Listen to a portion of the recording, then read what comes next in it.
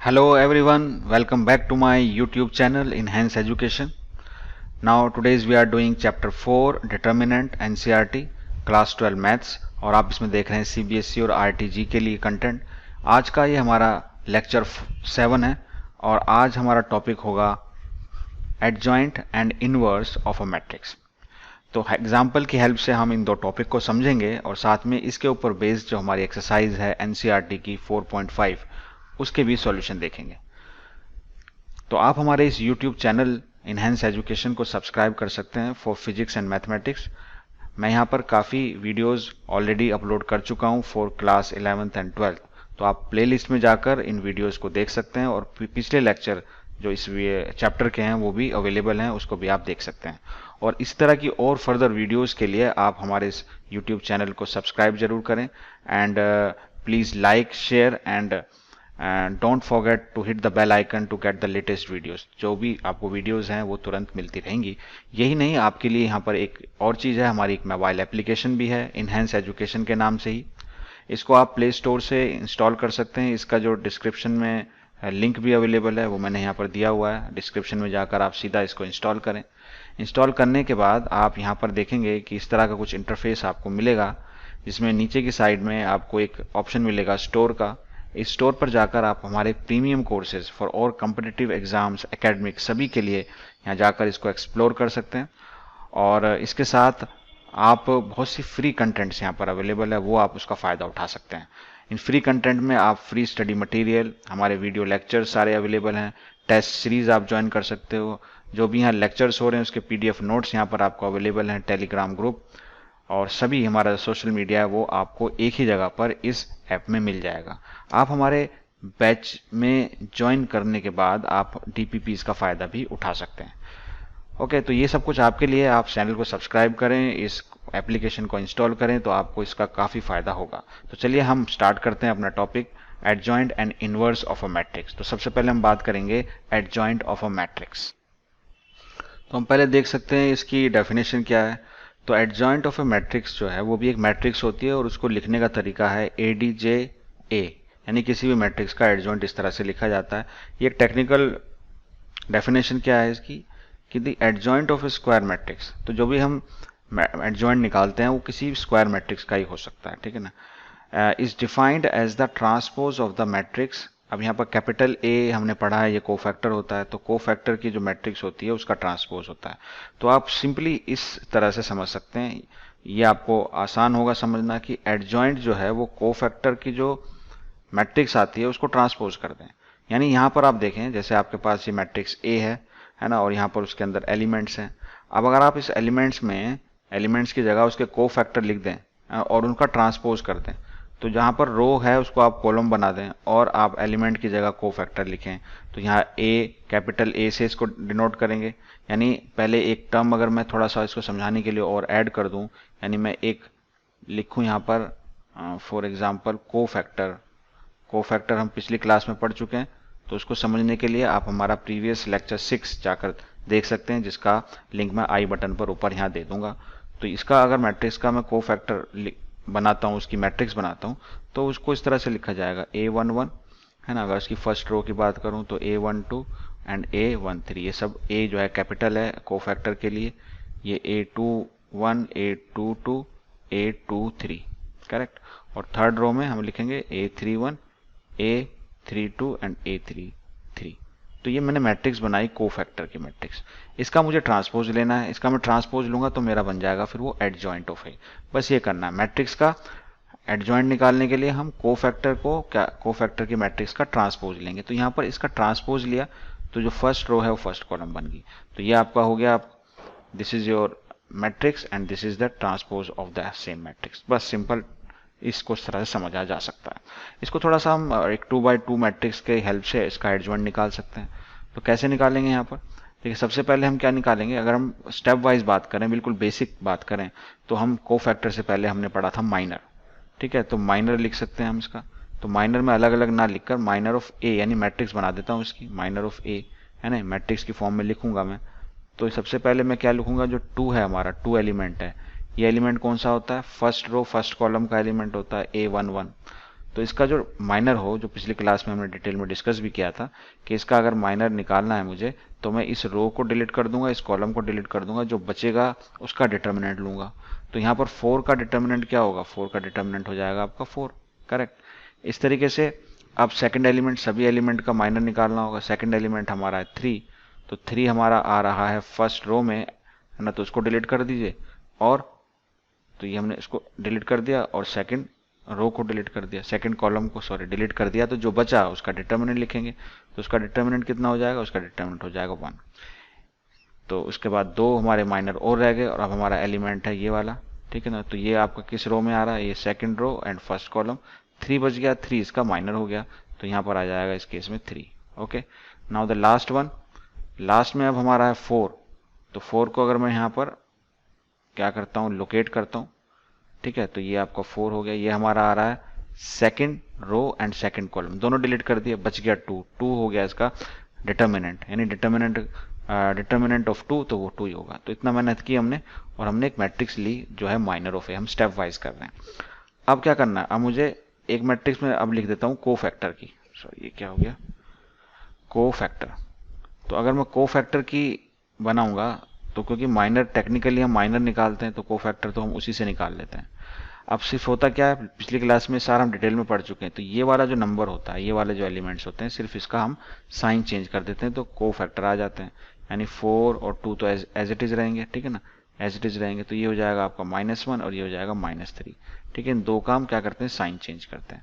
अब हमारा जो बेसिक था, जो एडजॉइंट मैंने आपको बताया कि जब एडजॉइंट निकालना है हमें, एडजॉइंट ऑफ ए, तो that is equal to nothing but cofactor, है ना, कोफैक्टर ए। इसका क्या करना, ट्रांसपोज करना, यानी इसका बेसिकली ट्रांसपोज करना। तो इसका ट्रांसपोज करके लिख दीजिए, तो ये जाएगा आपके पास 4 -1 और ये -3 एंड 2। तो ये आपका आंसर हो जाएगा, ठीक है। मैंने बहुत टेक्निकली स्टेप वाइज आपको कर कर बताया, ठीक है। जब आप इसको प्रैक्टिस हो जाएगी तो आप डायरेक्ट और स्पीड से कर सकते हैं। अच्छा, 2x2 मैट्रिक्स के लिए हम शॉर्टकट का भी यूज करते हैं। और शॉर्टकट क्या है, देखिए हमारे पास अगर एक मैट्रिक्स दी हुई है ना 2x2 की, जिसके अंदर ये एलिमेंट्स हैं जनरली, ठीक, तो आप बहुत ही 5 सेकंड के अंदर सीधा इसका एडजॉइंट निकाल सकते हैं। उसके लिए आपको करना क्या है कि जो आपका प्रिंसिपल डायगोनल है, प्रिंसिपल डायगोनल मतलब इस डायगोनल की बात कर रहा हूँ, ये प्रिंसिपल डायगोनल हो गया, इसके आप साइन चेंज कर दें सिर्फ, ठीक है। और जो दूसरा डायगोनल है, ये वाला डायगोनल, इसको क्या कर दें, इसको आप एक्सचेंज कर दें, यानी इंटरचेंज कर दें, इसको बदल दें। तो यहाँ पर लिखा हुआ है, यानी इसको आप इंटरचेंज कर दें, इसका साइन चेंज कर दें। जैसे तो इसके चेंज करने से क्या हो जाएगा, ये A22 यहाँ आ जाएगा, A11 यहाँ पर आ गया और इनका साइन चेंज हो गया। इस तरह से हम इसको कर सकते हैं। तो एक एग्जाम्पल ले सकते हैं। एग्जाम्पल में मान लीजिए मैं एक मैट्रिक्स लेता हूँ A और उसके जो एलिमेंट हैं सपोज है 1 2 3, इस तरह से ले लेता हूँ, ठीक है। अब मैं इसका अगर इस शॉर्टकट से अगर मैं इसका एडजॉइंट लिखना चाहता हूँ ना, विदाउट कैलकुलेशन, जो हमने पिछले एग्जाम्पल में पूरे डिटेल में किया, बहुत टाइम लगा, लेकिन मैं अगर इसका एडजॉइंट लिखना चाहूँ इस शॉर्टकट से, जिसका नाम भी मैंने याद रखने के लिए दे दिया, एक्सचेंज साइन चेंज, है ना। एक्सचेंज यानी एक ये जो आपका यहाँ पर जो प्रिंसिपल डायगोनल है उसका साइन चेंज कर दो और ये वाला जो डायगोनल है उसको एक्सचेंज कर दो। अच्छा, तो यहाँ से अगर हम लिखेंगे, हमने ए हमारे सामने एडजॉइंट ऑफ ए लिखना है, तो हम ये जो वाला डायगोनल है 3 और 1 वाला, इसको क्या कर देंगे हम, है ना, इसको हम चेंज कर देंगे। यहाँ पर आ जाएगा आपका 1 और यहाँ आ जाएगा 3 और इसका सिर्फ साइन चेंज कर देंगे, तो जाएगा -4 और ये जाएगा -2, करेक्ट। तो यहाँ पर आप देख सकते हैं कि ये इस तरह से आंसर आएगा। इस तरीके से ये जो क्वेश्चन था, अगर मैं यहाँ इसका डायरेक्ट लिखना चाहता हूँ with the help of shortcut, तो इसका डायरेक्ट एडजॉइंट कैसे लिखूंगा और देखेंगे कि वो हमारा सही आ रहा है कि नहीं।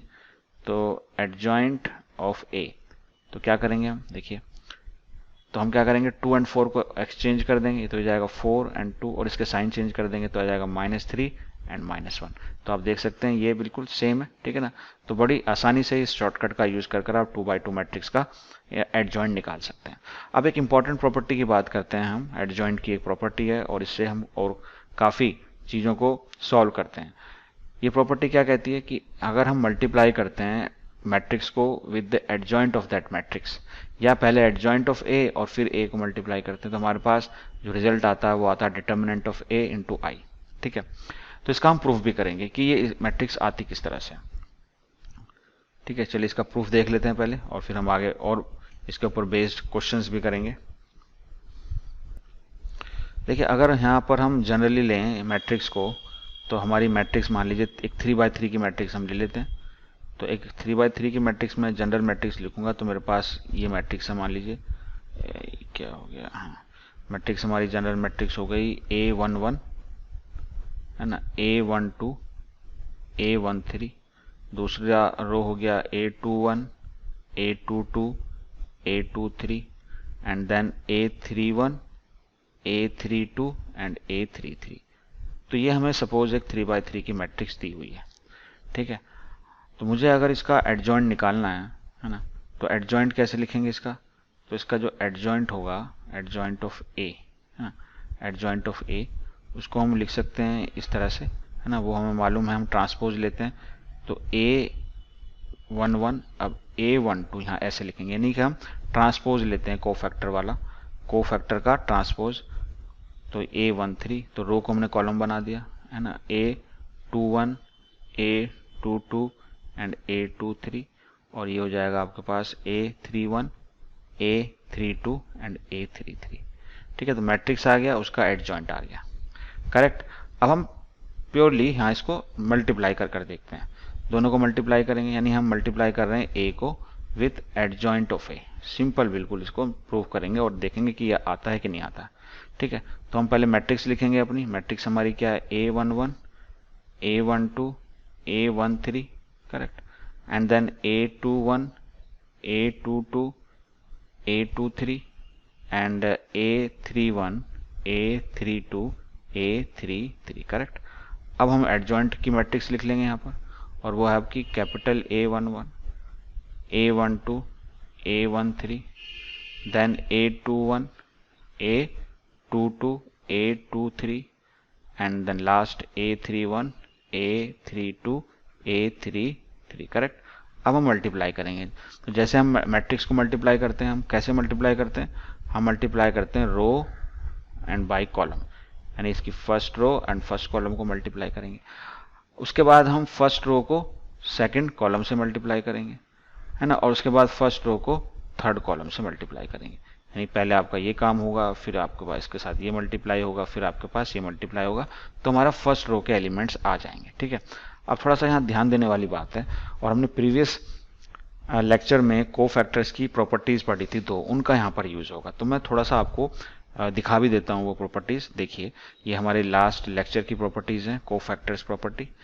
इस प्रॉपर्टी में आपको पहली प्रॉपर्टी ये कहती है कि sum of product of elements of any row with their corresponding cofactors है ना is equal to the determinant.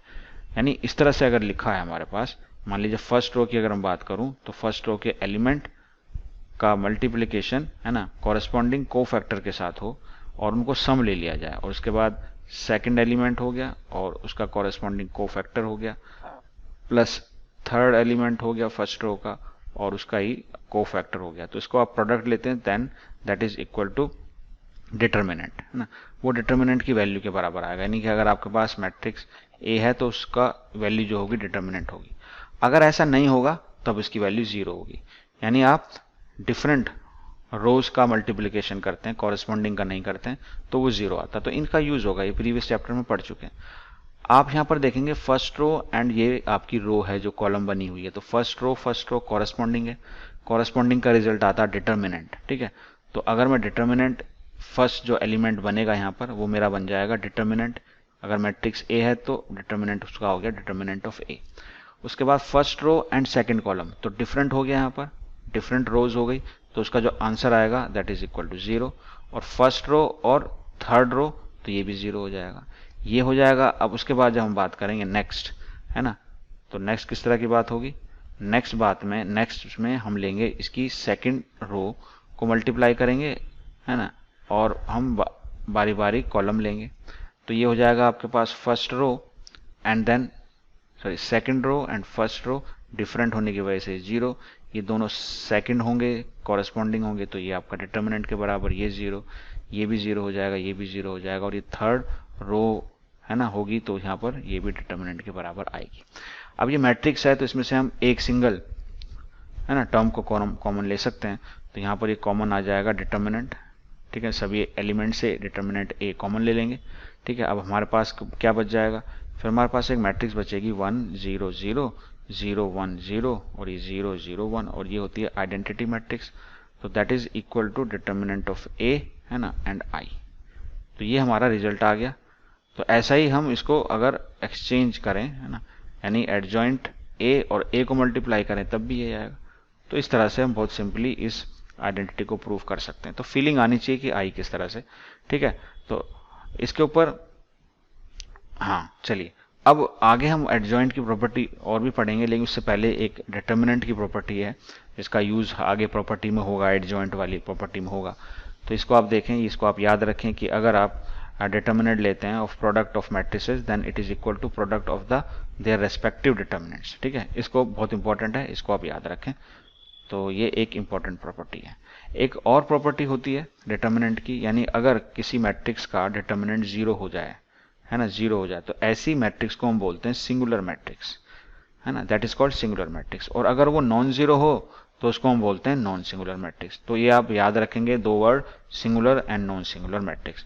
और एक चीज और आप याद रखेंगे कि अगर आपके पास दो matrix given matrix non singular है, तो उनका जो प्रोडक्ट होगा वो भी नॉन सिंगुलर होगा, ठीक है। तो ये कुछ बातें डिटर्मिनेंट के बारे में थी। अब एक प्रॉपर्टी और है, वो है एडजॉइंट की प्रॉपर्टी अगेन, और इसमें हमारी जो प्रीवियस प्रॉपर्टी है उसका यूज होगा। और इसका देखिए ये प्रॉपर्टी क्या कहती है, ये कहती है डिटर्मिनेंट ऑफ एडजॉइंट ऑफ ए क्या होगा, है ना। डिटर्मिनेंट ऑफ ए तो हमें निकालना आता है, एडजॉइंट ऑफ ए भी हमने सीख लिया, लेकिन determinant of adjoint of A is equal to, है ना, determinant of A raise to the power n-1। तो इसको हम प्रूफ करते हैं। तो इस प्रॉपर्टी का हम प्रूफ देखते हैं यहाँ पर, ये कैसे हो गया। और हमारी जो फर्स्ट प्रॉपर्टी है जो हमने अभी एडजॉइंट की पढ़ी है, उसका यूज करते हुए हम इसको आसानी से प्रूफ कर सकते हैं। और वो प्रॉपर्टी कहती है कि a, अभी जो हमने पढ़ी है a, and then multiplication with adjoint of a, इसका मल्टीप्लीकेशन, है ना, and that is equal to होता है आपका determinant of a into I, ये होगा, ठीक है। इस प्रॉपर्टी को हम यहाँ से स्टार्ट करेंगे। ये हमारी प्रॉपर्टी है, प्रॉपर्टी नंबर 1, ये प्रॉपर्टी 1 है, इंपॉर्टेंट प्रॉपर्टी। इसका यूज कर काफी और प्रॉपर्टी प्रूफ की जाती है। अब इनका हम क्या करें, दोनों साइड डिटर्मिनेंट ले लें। दोनों साइड डिटर्मिनेंट लेंगे तो इसको लिखेंगे a and then adjoint of a, okay, इसका डिटर्मिनेंट हमने लिया, और ये हो जाएगा आपका determinant of a and i, इसका पूरे का डिटर्मिनेंट, ठीक है। अब हमारे पास प्रॉपर्टी जो हमने अभी पढ़ी है पीछे, a b का डिटर्मिनेंट, तो उसके अकॉर्डिंग इसको हम लिख सकते हैं a का determinant and determinant of adjoint of a, ठीक है, ब्रेक कर सकते हैं। और अब एक चीज और यहाँ पर, कि ये जो वैल्यू है डिटर्मिनेंट है, कोई स्केलर है, ठीक है। तो हम ये जानते हैं कि अगर किसी स्केलर को हम मैट्रिक्स से मल्टीप्लाई करें और उसका डिटर्मिनेंट लें, then it is equal to k की पावर n इंटू ए, ठीक है, इंटू ए। यानी यहाँ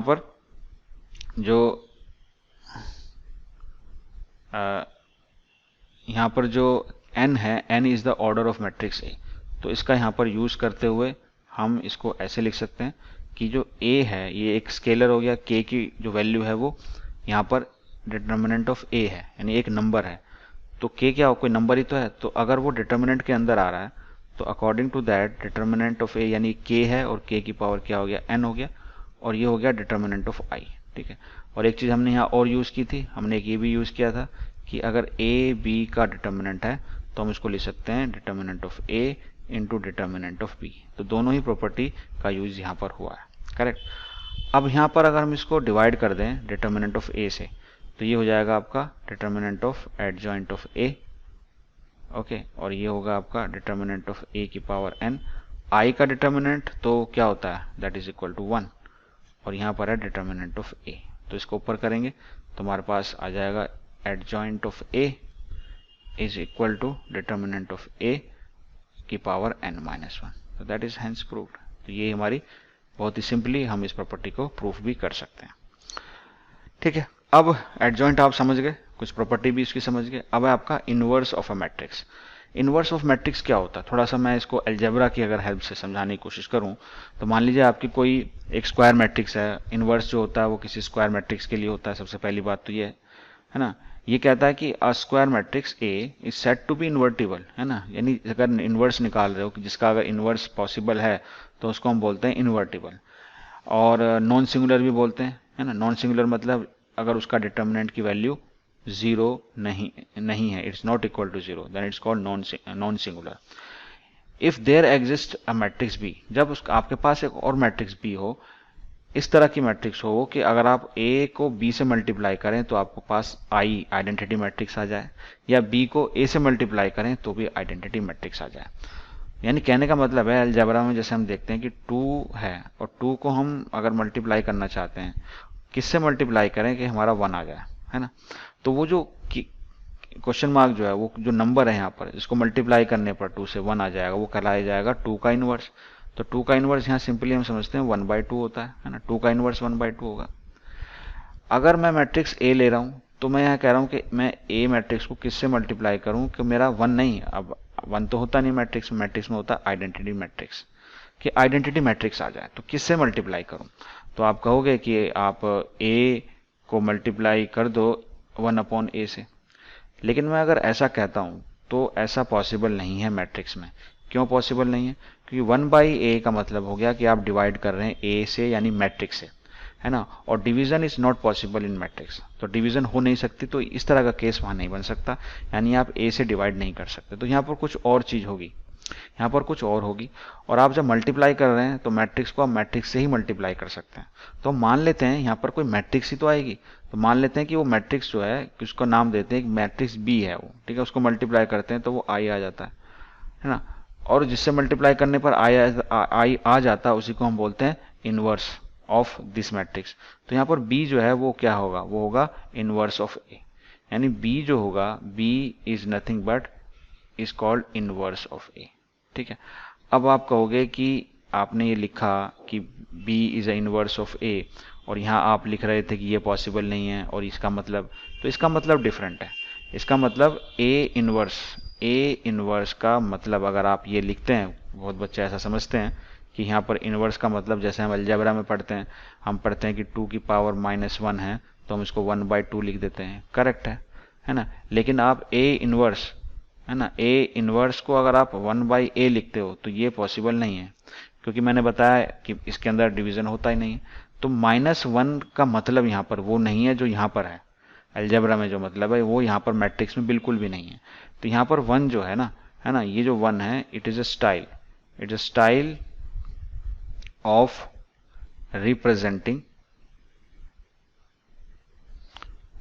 ऑफ रिप्रेजेंटिंग इनवर्स।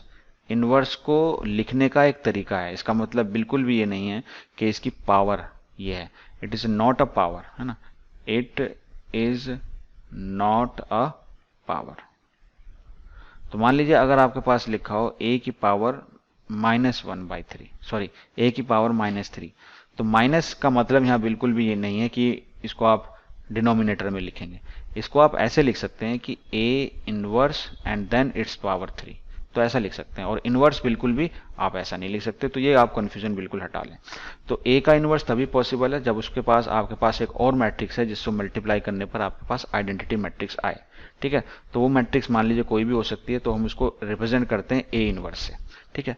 अब चलिए, अब अगर आप ये कहते हैं कि भाई a इनवर्स को हम, है ना, a इनवर्स को थोड़ा सा इसका बात कर लें फॉर्मूले की भी, कि अगर आपने हमें ये तो समझ में आ गया कि a inverse is not equal to 1/, ये तो नहीं है, तो a इनवर्स किसके बराबर है, तो हम उसका फॉर्मूला क्या हम निकालेंगे कैसे। तो हम अगेन प्रॉपर्टी का यूज करेंगे, और हमने अभी जो प्रॉपर्टी पढ़ी थी, मैंने आपको बताया कि इंपॉर्टेंट प्रॉपर्टी है, क्योंकि इसका यूज काफी होगा, and that is equal to, हम इसको ऐसे भी लिख देते हैं, एडजॉइंट ऑफ a, है ना, into a, and that is equal to determinant of a and i। ये हमारी प्रॉपर्टी, ठीक है। This is your property number 1, ठीक है, इंपॉर्टेंट प्रॉपर्टी नंबर 1।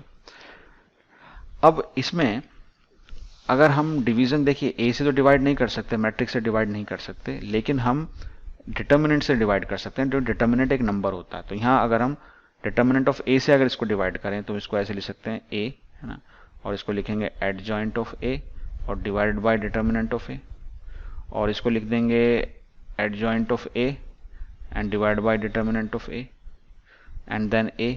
तो यहाँ डिटर्मिनेंट से डिवाइड हो ही रहा है तो हट जाएगा, तो यहाँ आ जाएगा आपके पास i, ओके। तो ये जो है फैक्टर, यहाँ देखिए ये फैक्टर और यहाँ पर ये फैक्टर, तो इसको क्या हम ऐसे नहीं लिख सकते कि भाई a को किससे मल्टीप्लाई करने पर i आ रहा है, तो ये उसको हम कोई मैट्रिक्स होगी ये, ठीक है। ये जो है ब्रैकेट में अंदर कोई ना कोई मैट्रिक्स होगी, तो इसको हम मान लेते हैं ये मैट्रिक्स बी हो गई, ठीक है। और ये सिमिलर वही चीज़ है तो इसको भी बी लिखेंगे, ये हो गया ए, ये इसको हो गया आई। तो यहाँ पर बी जो है ना, बी है वो ही क्या है, इनवर्स का काम कर रहा है। यहाँ पर बी ही इनवर्स का काम कर रहा है। तो जो हमें ढूंढना था कि ए इनवर्स को होता क्या, दरअसल that is nothing but the second matrix B.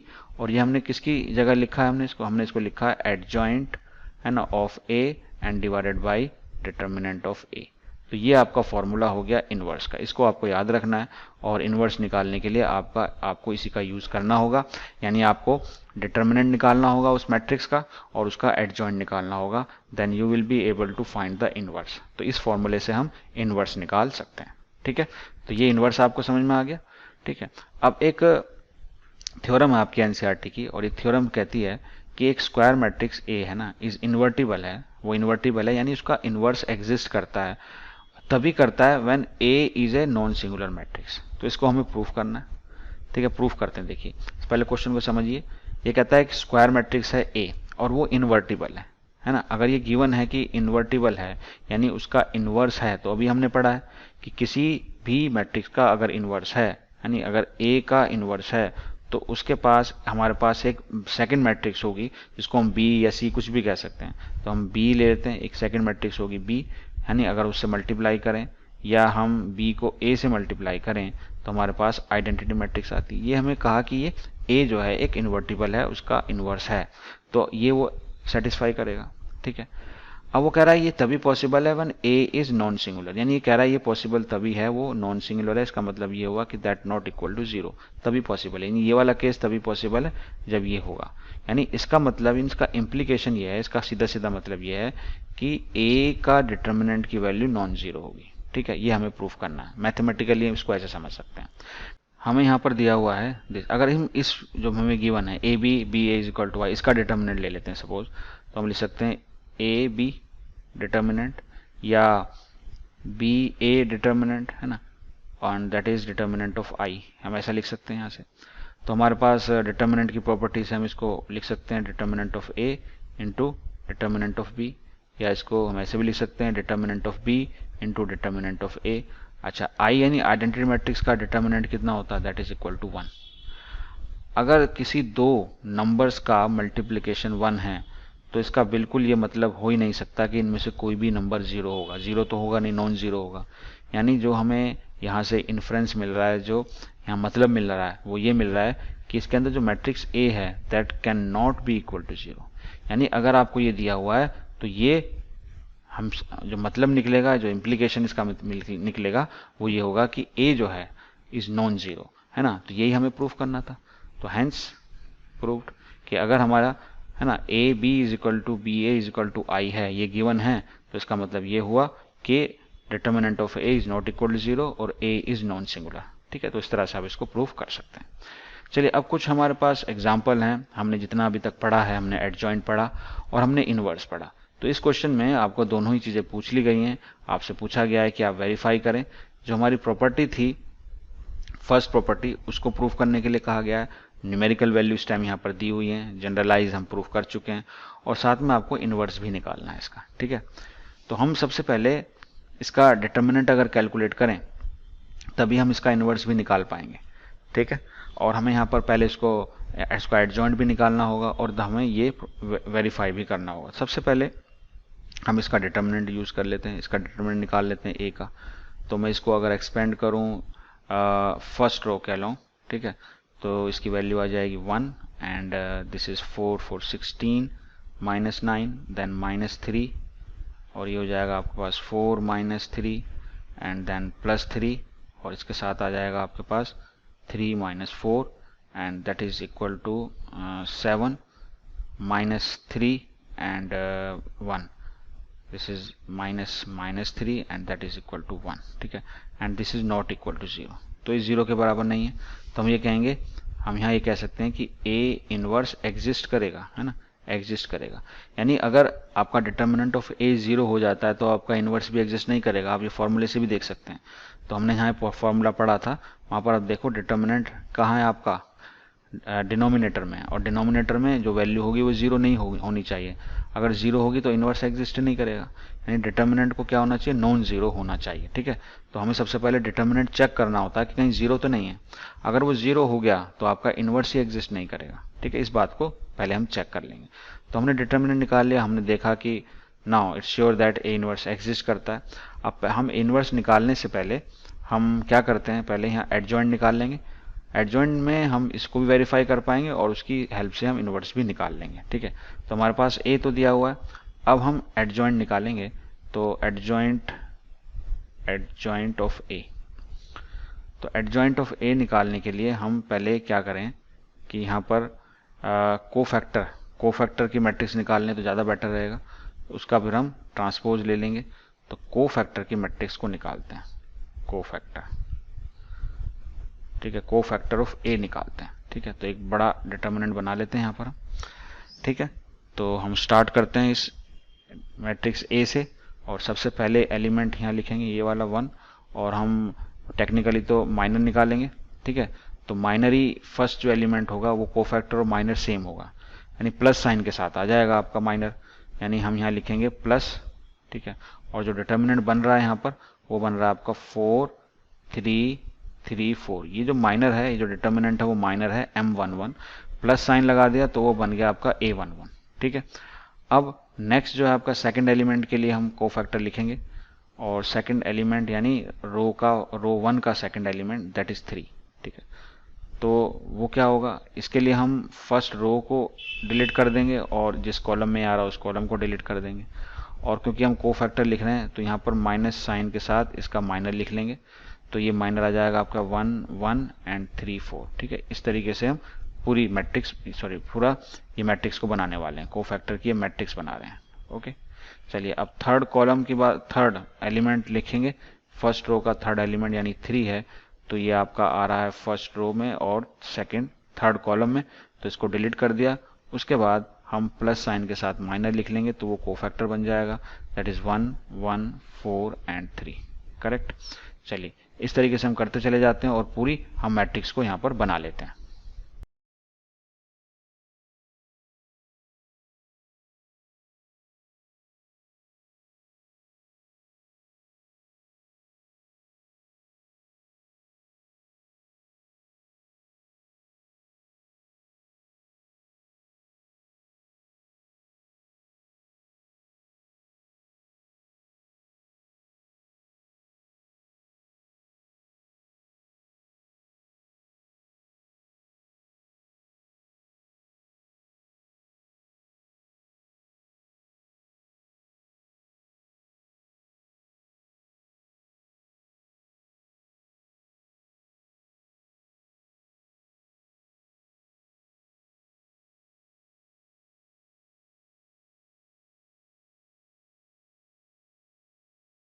Cofactor की अगर आ गई है तो अब हम एडजॉइंट की तो आसानी से लिख सकते हैं। तो एडजॉइंट ऑफ ए, बस इसका क्या करेंगे, हम ट्रांसपोज कर देंगे।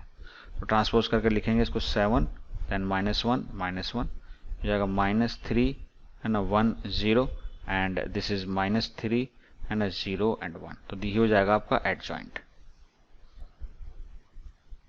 सो now we write this A into adjoint of A. हमारे पास ए था, एडजॉइंट ऑफ ए हमने निकाला। अब हम इसको मल्टीप्लाई करेंगे और देखेंगे हमारा आंसर क्या आता है। ठीक है, तो चलिए मल्टीप्लाई करते हैं। हम रो बाय कॉलम मल्टीप्लाई करते हैं तो इस तरह की मैट्रिक्स आएगी, और इसको हम अगर सॉल्व करेंगे तो वी विल गेट 1 0 0 0 1 0 0 0 1। ओके, तो यहाँ पर हम इसको ऐसे भी लिख सकते हैं, हम इसको इंटू 1 भी कर सकते हैं, क्योंकि ये जो वैल्यू है वो हमारी डिटर्मिनेंट ए की वैल्यू है, तो इसको हम लिख सकते हैं now that is equal to A, है ना। और ये हमारी मैट्रिक्स है आइडेंटिटी मैट्रिक्स, तो that is equal to this. तो हमें जो प्रूफ करनी थी आइडेंटिटी वो हमारी यहाँ प्रूव हो गई है, तो हमें ये वेरीफाई हो गया। ठीक है, यही हमें वेरीफाई करना था, तो we can write here as hence verified. ठीक है, लेकिन अभी ये पूरा नहीं हुआ, अभी हमें इसका इन्वर्स भी निकालना है। और हम ये जानते हैं कि जो इन्वर्स होता है उसका फॉर्मूला हम जान चुके हैं, वो होता है adjoint of A and divided by determinant of A. तो एडजॉइंट ऑफ ए की वैल्यू ये रही, हम इसको लिख देंगे, और डिटर्मिनेंट ऑफ ए की वैल्यू 1 होती है, तो अगर हम 1 से डिवाइड करेंगे तो ये हमारी जो मैट्रिक्स होगी यानी इन्वर्स जो होगा ए का वो सिंपली हो जाएगा आपके पास 7 है ना, -3 -3 -1 1 0 एंड देन -1 0 1। तो ये होगा हमारा इनवर्स। ठीक है, इस तरह का आंसर ये हो जाएगा। ओके, चलिए अब एक प्रॉपर्टी इनवर्स की और देख लीजिए। ये आपकी ए बी का inverse is equal to B inverse into A inverse. तो इस तरह की प्रॉपर्टी हम पहले भी पढ़ चुके हैं, अगर आपको याद हो तो हमने एक प्रॉपर्टी पढ़ी थी ट्रांसपोज की, यानी अगर हम ए बी का ट्रांसपोज लेते थे तो that is equal to B का ट्रांसपोज इंटू ए का ट्रांसपोज। तो उसी तरीके से इसका ऑर्डर भी रिवर्स हो जाता है। ठीक है, तो ये हमें यहाँ पर ये याद रखनी है आपकी प्रॉपर्टी, और इसका जो एग्जाम्पल दिया है एनसीईआरटी का, इसमें इसको वेरीफाई कर कर भी बताना है। ठीक है, तो इसको वेरीफाई करते हैं। देखिए यहाँ पर ए और बी मैट्रिक्स दिया हुआ है और हमें वेरीफाई करना है इसी प्रॉपर्टी को। ठीक है, तो हम क्या करेंगे, पहले हम मल्टीप्लाई करेंगे ए और बी को, यानी ए इंटू बी लिखेंगे हम। तो सबसे पहले हम इनको मल्टीप्लाई करते हैं, दैट इज 2 3 1 -4, है ना, एंड मल्टीप्लाई विथ 1 -2 -1 3। ओके, चलिए मल्टीप्लाई कर दीजिए।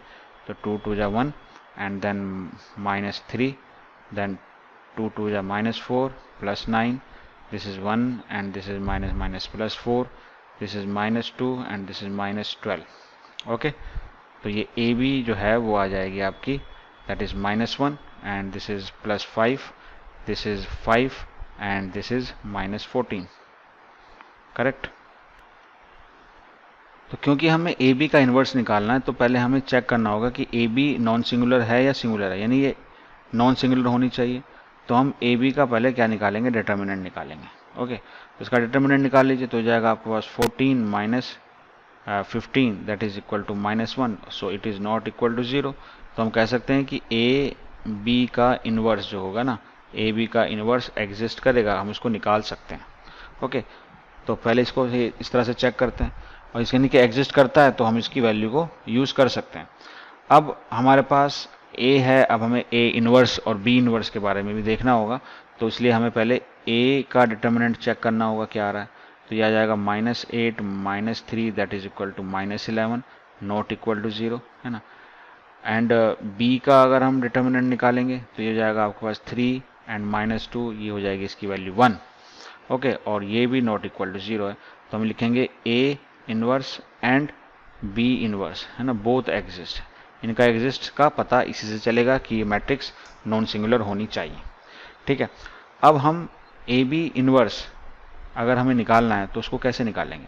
तो ए बी इनवर्स पहले निकाल लेते हैं। तो A B inverse according to the formula वो होता है आपका adjoint of A B, adjoint of A B and divided by A B का डिटर्मिनेंट।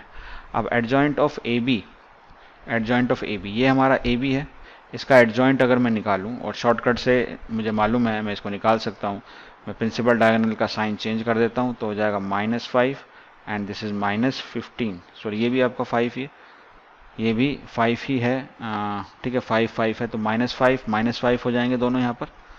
तो ये साइन चेंज करने से ये हो गया -5 -5, और इसको कर देंगे इंटरचेंज तो ये जाएगा -14 एंड दिस इज -1। ओके, तो सारे एलिमेंट इसके अंदर क्या हो गया, और ए बी से आप उसको डिवाइड कर रहे हैं।